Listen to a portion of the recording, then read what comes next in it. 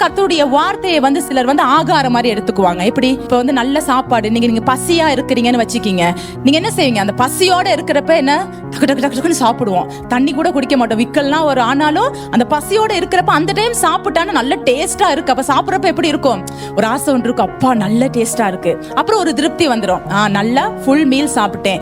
சில வேளை கர்த்தருடைய வார்த்தை சிலர் எப்படி எடுத்துக்குவாங்கன்னா இந்த மாதிரி சாப்பாடு மாதிரி எடுத்துக்குவாங்க. அந்த டைம் வந்தான ஒரு திருப்தி, அப்பா இப்ப எனக்கு ஒரு உற்சாகமா இருந்துச்சு, இப்ப எனக்கு ஒரு பலன் கொடுத்துச்சு, இப்ப எனக்கு நல்லா இருக்கு. ஆனா சிலர் கர்த்தருடைய வார்த்தையை எப்படி எடுப்பாங்கன்னு சொன்னா விதை போல எடுப்பாங்க. நீங்க ஆகாரம் மாதிரி எடுத்தா என்ன நடக்கும்னு சொன்னா, நீங்க அந்த டைம் நீங்க திருப்தியா இருப்பீங்க, அந்த டைம் நீங்க சந்தோஷப்படுவீங்க.